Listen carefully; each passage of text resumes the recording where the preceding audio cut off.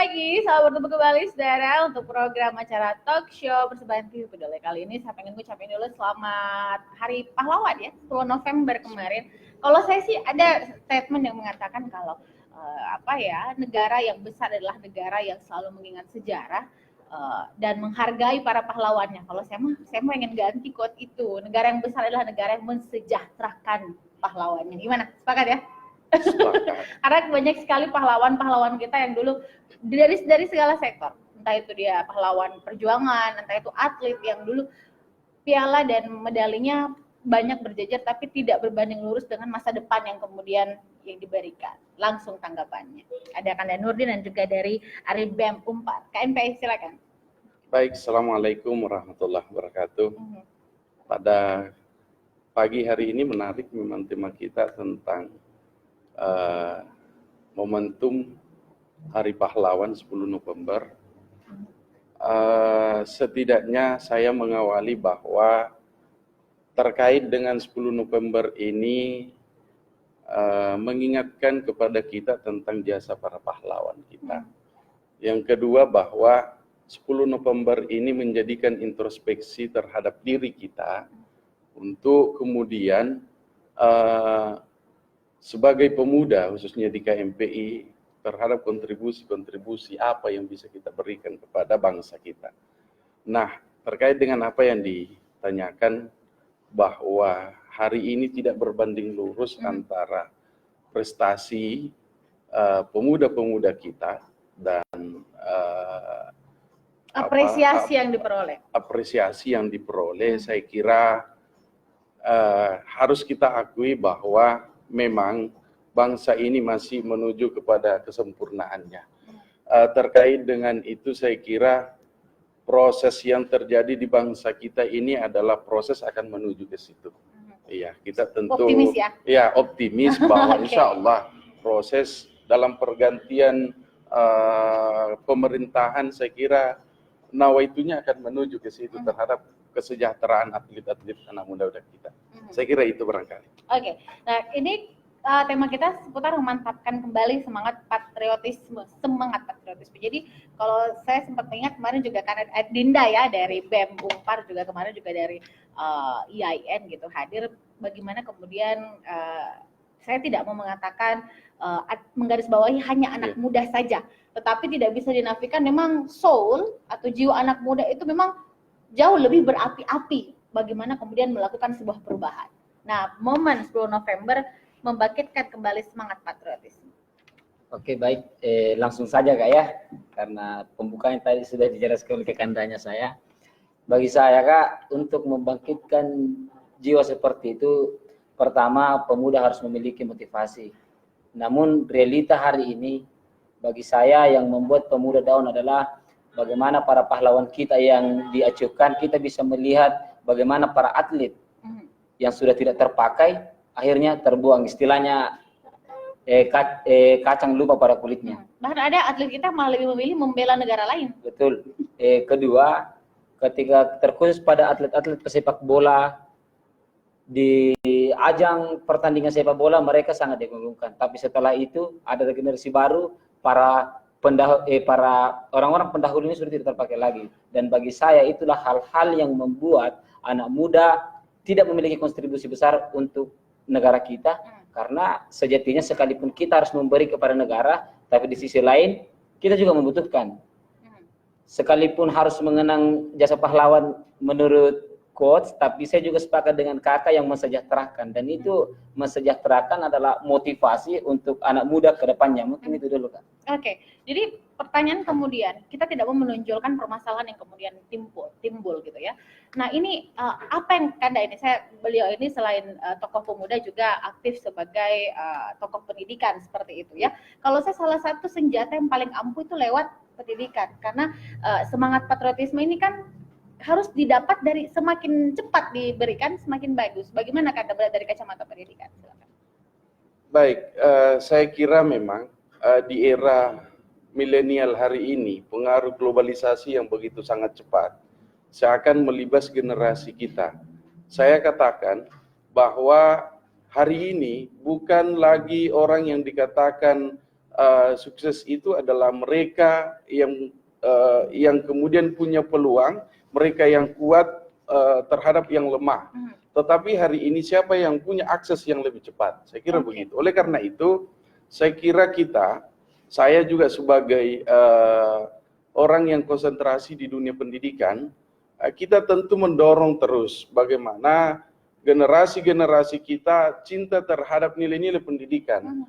Dalam hal ini, ya, saya juga hari ini sebagai pengurus KNPI, kita punya kegiatan di 21 Oktober nanti ini kita akan melaksanakan dialog kebangsaan lintas agama. Itu untuk apa? Merekatkan kembali bahwa kita punya visi pemuda ini. Di KNPI itu adalah wadah pemuda yang tugas-tugas kami saya kira melakukan lompatan kepada generasi kita. Kita harus sadar bahwa selama ini kita terlalu lama tertidur, maka dibangunkan kembali mengejar ketertinggalan kita terhadap bangsa-bangsa. Karena peluang bangsa kita ini menjadi bangsa yang besar itu sangat besar, dan itu ada pada pemuda kita hari ini. Saya kira melalui gerakan dan Ketua KMPI hari ini aktif betul mendorong kita pengurus-pengurus KNPI untuk melakukan kegiatan-kegiatan yang di dalamnya melibatkan generasi-generasi muda Kota Parepare. Saya kira itu. Oke, baik. Tapi kemudian seperti ini, kita memang Indonesia ini adalah negara yang plural gitu ya, maksudnya kita beragam, kita heterogen lah seperti itu. Nah kemudian permasalahan yang kemudian muncul dengan semangat patriotisme ini kan tidak berbanding lurus dengan situasi yang tercipta kemudian gitu, karena semangat patriotisme kalau kita mau mengejawantakan ini semangat perjuangan, semangat semangat cinta tanah air lah seperti itu. Tapi dengan serbuan yang ada memang untuk negara kita gitu kan, bagaimana Kanda atau mungkin Dinda yang mau menjawab? Saya ya boleh. Mengenai persoalan yang beberapa beragam, memang bagi saya itu mampu membuat terpecah belah karena adanya ego sehingga membawa warna. Tapi kemudian ketika untuk meretas itu, mungkin pemuda hari ini bisa kembali pada tahun 20 Mei 1908 Hari Pahlawan. Pada saat itu kan awal mulanya dibentuk pergerakan, dan di 28 Oktober 1928 itu kan deklarasikan Sumpah Pemuda. Dan pada saat itu ada poinnya yang mengatakan berbangsa satu, bangsa Indonesia, dan hari ini itu sudah mungkin tidak terselesaikan lagi, Kak. Dan kedua, sedikit juga menjawab yang pertanyaan tadi, Kak, yang sebelum ini. Betul bahwa untuk merubah bangsa ini adalah dimulai dari sistem pendidikan, terkhusus pada wilayah guru. Bagi saya, Kak, tidak ada presiden, tidak ada tentara, polisi, dan sebagainya tanpa seorang guru. Dan ketika kita melihat sistem hari ini, apa kabar dengan honorer? Pembayaran SPP lebih mahal untuk menjadi honor. Istilahnya begini, Kak, kita kuliah mahal, contohnya di wilayah pendidikan, kita kuliah mahal, bayar mahal, hanya untuk mendapat gaji 300.000 per bulan. Dan itu jelas membuat para tenaga pendidik itu down. Dan bagi saya, Kak, meskipun kita tidak mencari itu ya. Iya, kita tidak mencari itu, Kak. Tapi jujur juga pengen itu ya. Ya, betul, kan butuh kehidupan ini, Kak. Dan kemudian bagi saya, Kak, ketika ingin merubah itu, mungkin pemerintah harus merubah sistem, Kak. Dan terakhir, Kak, jangan, kita masih ada segmen, jangan untuk mengenai itu, Kak. Iya, oke. Dan terakhir mengenai itu, bahwa lagi-lagi kami kan para wilayah mahasiswa, Kak, dan tugas kami memang mengkritik ataukah mengingatkan. Pesannya kami ya, pemerintah harus melihat itu, Kak. Tidak semena-mena. Contohnya hari ini saya pernah tanyakan ini sama KPU, Kak. Saya bilang, kenapa kira-kira ketika ini menjadi guru dengan gaji 300.000 harus S1, sedangkan anggota DPR itu minimal SMP. Itu bisa. Dan terus kemudian, Kak, melihat pemuda hari ini yang telah jauh dengan sebagaimana Sumpah Pemuda di 28 Oktober, yang sekalipun kita di era milenial, sekali lagi untuk mengembalikan itu adalah pertama mengenang, mempelajari sejarah bagaimana negara ini dibentuk sehingga kesadaran itu ada. Dan bagi saya betul yang dikatakan Kak Kanda bahwa KNPI hadir untuk itu, dan memang sejatinya menaungi segala pemuda-pemuda yang ada, Kak, agar tidak lengser dari apa yang menjadi harapan negara, Kak. Oke, baik. Saya ke Kader Nurdin sebagai perwakilan dari KNPI. Saya rasa bahwa KNPI merupakan salah satu organisasi kawakan ya bagi saya, dan sudah melahirkan tokoh-tokoh yang mumpuni demikian. Tetapi mohon maaf juga, ini anak-anak muda kita seperti Dinda dari kampus gitu kan, kemudian mereka menggaungkan suara gitu, karena apa menurut Kanda, saya mohon dikoreksi, apakah emang sekarang anak-anak muda kita miskin figur sehingga harus mencari tokoh-tokoh lain di luar sana, tanpa harus, saya lebih suka itu deh daripada di negara saya, internal saya nggak bisa jadi contoh gitu kan misalnya, apa kita miskin figur gitu? Silakan. Iya, baik. Itu memang fenomena generasi kita hari ini, bahwa tidak bisa dipungkiri ada beberapa nilai-nilai yang hari ini hilang di generasi kita. Bahwa anak-anak muda kita hari ini kadangkala mereka tidak punya karakter. Makanya wajar kalau memang dia tidak dapatkan figur. Sementara merefleksi hari ini sebagai hari pahlawan, itu kita akan kembali pada 74 tahun yang lalu, di saat seorang pemuda yang meneriakkan, yang disebut, yang namanya ya kita kenal dengan Bung Tomo, meneriakkan dengan kalimat bahwa kewajiban terhadap agama adalah merupakan, terhadap bangsa ini adalah merupakan fardu ain, yang disebut dengan resolusi jihad. Nah, sebetulnya mengajarkan kepada kita bahwa kita ini punya karakter bangsa, kita ini punya figur bangsa. Dengan itu saya kira ulama-ulama kita terdahulu yang memperjuangkan bangsa, di 10 November itu adalah perjalanan sejarah bangsa kita, mulai dari 28 Oktober yang hari ini dikenal dengan Hari Santri. Nah, 10 November ini adalah perjalanan sejarah di mana puncak daripada perlawanan ulama. Kita tahu bersama bahwa seorang ulama besar yang masih muda pada saat itu, yang disebut dengan Kiai Wahab Hasbullah, memimpin pasukan pemuda yang disebut dengan pasukan Hizbullah. Pasukan Hizbullah melawan penjajah Belanda pada saat itu. Jadi lagi-lagi, kalau generasi kita hari ini mengatakan bahwa kehilangan figur, kita harus perlu membaca sejarah. Saya khawatirnya kalau memang generasi kita hari ini sudah tidak membaca sejarah. Baca tapi handphone. Iya, karena membaca sejarah itu kita akan mendapati apa yang terjadi di masa lalu, apa yang harus kita pelajari hari ini untuk menata masa depan. Saya kira itu. Oleh karena itu, saya katakan bahwa generasi kita memang hampir kita katakan tidak punya karakter. Tidak punya karakter, ada arus besar datang ke sana mereka ikut.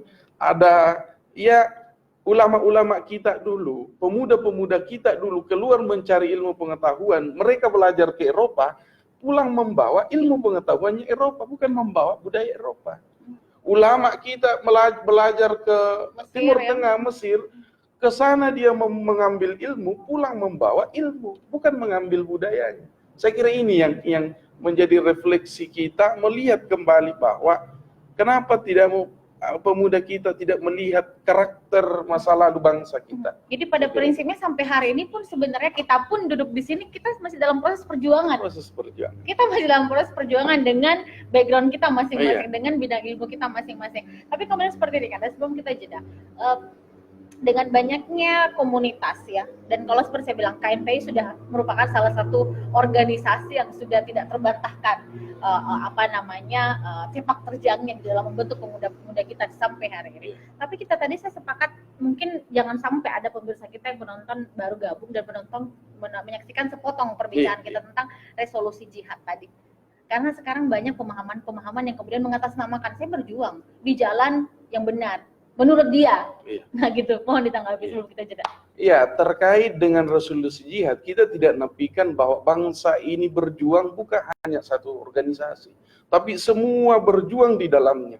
Kita tahu bahwa lahirnya pun juga Sumpah Pemuda, semua berhimpun di dalam pemuda-pemuda dari Jong Bali, Jong Java, Jong Celebes, Jong Borneo, ya. Borneo, Kalimantan. iya. Semua menyatu di dalamnya. Nah, saya kira kita tidak nafikan bahwa dalam perjuangan bangsa ini semua anak bangsa. Kenapa kemudian bangsa ini menjadi negara bangsa? Itu karena bukan keegonya pendiri bangsa kita menyatukan diri yang tadinya dengan kalimat kewajiban menegakkan syariat Islam yang kemudian dihilangkan menjadi satu ikatan bersama, yaitu yang diikat dengan Pancasila. Meninggalkan nilai-nilai, meninggalkan ego keagamaan, menyatu dalam suatu bangsa yang besar yang disebut dengan bangsa Indonesia.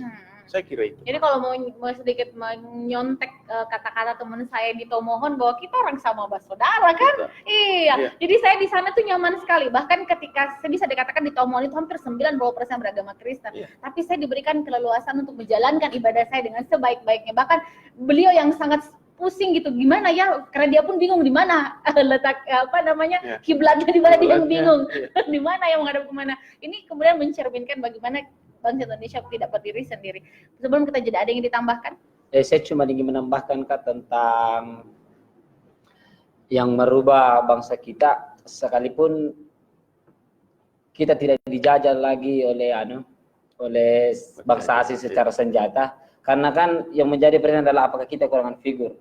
Bagi saya tidak, kita masih punya Soekarno, kita masih punya B.J. Habibie. Tapi hari ini melihat pemuda, dia lebih cenderung melihat opa-opa yang dari Korea, melihat style yang sama, boy band dan sebagainya. Bagi saya itulah yang merusak, Kak. Dan saran untuk pemuda yang menonton, mungkin itu bisa dikurangi. Dan kita lebih mengenang para pahlawan, dan untuk didedikasikan di kehidupan ini sekalipun eranya sudah berbeda. Oke, kita jeda dulu. Saya masih akan segera kembali setelah berikut ini.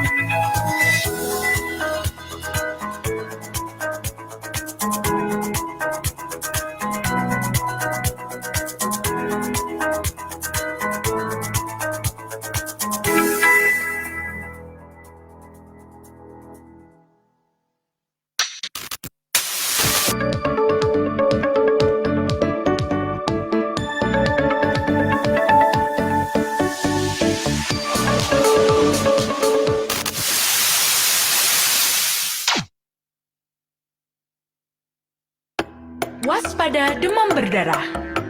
Nyamuk Aedes berkembang di tempat penampungan air bersih. Nyamuk bertelur 100 sampai 300 butir di air. Telur nyamuk bisa bertahan selama 6 bulan di tempat kering. Dalam 2 hari, telur menjadi jentik nyamuk. Nyamuk Aedes menggigit manusia pada saat pagi dan sore. Jika mengalami panas tinggi selama 2 hari, keluar bintik merah di kulit, dan nyeri pada ulu hati, segera periksa ke puskesmas atau fasilitas pelayanan kesehatan lainnya. Fogging hanya membunuh nyamuk dewasa. Cegah demam berdarah dengan PSN melalui 3 Embes. Menguras tempat penampungan air, disikat agar telur nyamuk yang menempel hilang. Menutup tempat penampungan air, mendaur ulang barang bekas. Dengan PSN, nyamuk akan mati. Cegah demam berdarah dengan PSN. Cara keren cegah demam berdarah.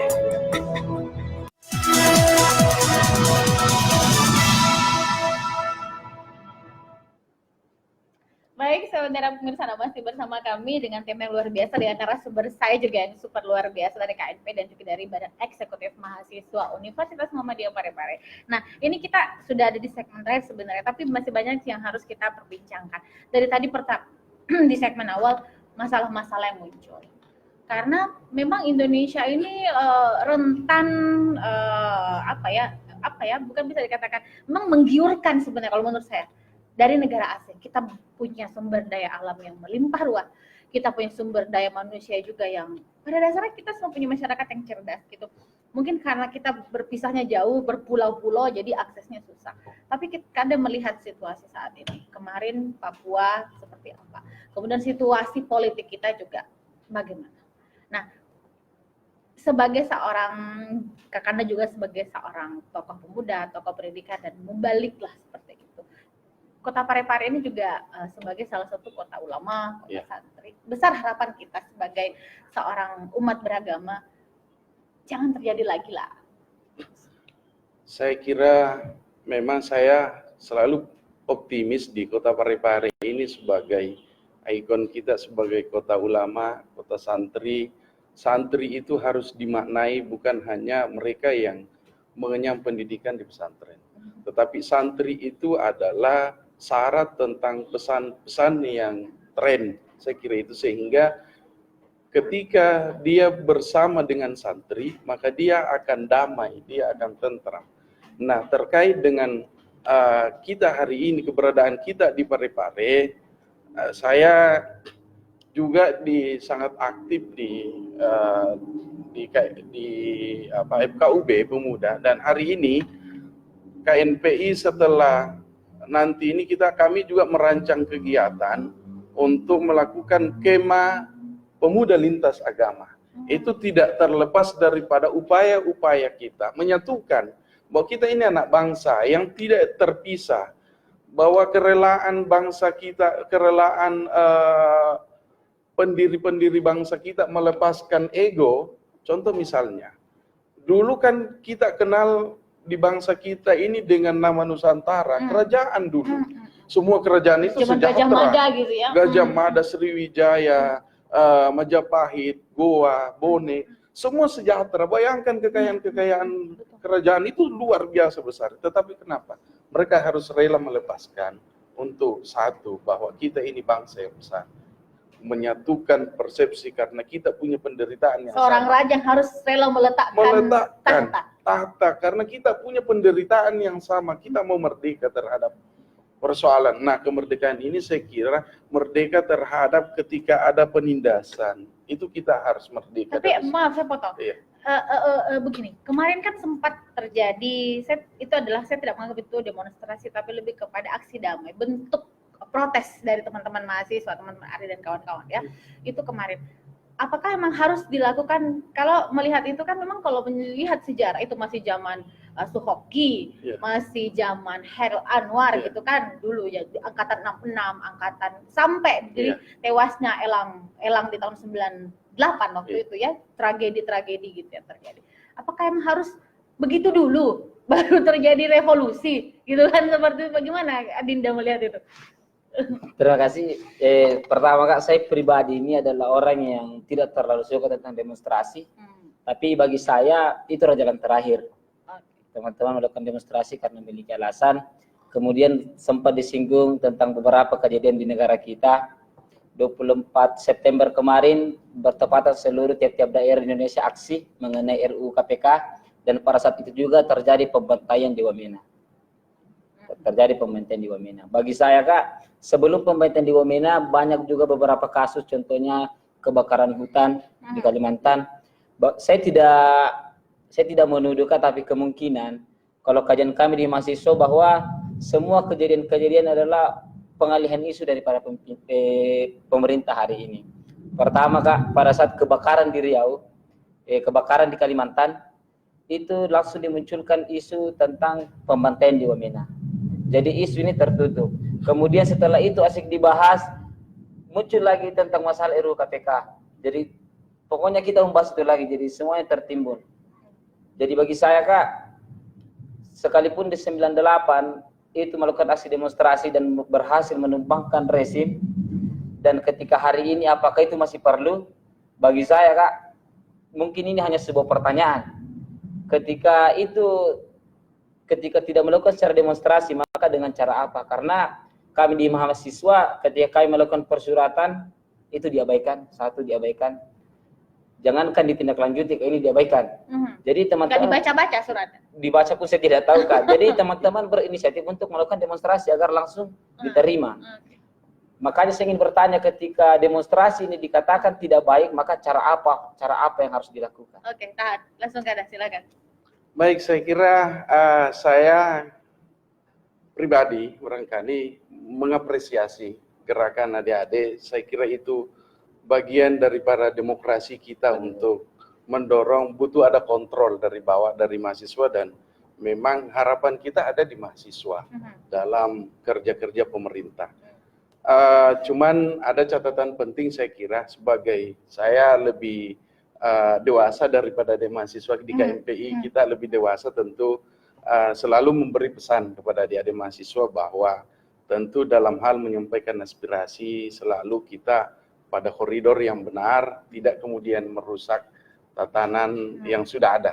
Tapi kemudian, karena maaf saya potong, tapi kemudian terjadi, karena saya yakin bahwa meskipun orang selalu mengatasnamakan itu mahasiswa, tapi saya juga pernah jadi mahasiswa. 2 kali saya jadi mahasiswa gitu ya. 2 kali saya, dan rencana bukan jadi 3 kali jadi mahasiswa. Seperti kan udah 3 kali jadi mahasiswa ya. Itu saya merasa saya merasa pribadi pernah 2 kali jadi mahasiswa itu tidak menerima ketika dikatakan bahwa ketika terjadi kerusakan, mohon maaf, atau terjadi hal yang tidak menyenangkan gitu ya. Ngapain sih mahasiswa gitu kan, itu ngapain sih mahasiswa, padahal saya yakin bahwa mungkin ada oknum yang mungkin mengambil kesempatan di situasi itu kan. Silakan melihat ini, karena ujungnya kalau demonstrasi seperti kemarin pasti ada aja yang akhirnya merasa tercederai begitu. Iya, ya saya kira wallahu alam, kalau kemudian ada yang kita sampaikan bahwa ada yang mengambil keuntungan di dalam momen-momen tersebut. Cuman saya selalu katakan bahwa kita di KMPI berusaha bahwa mari kita berkarya hari ini.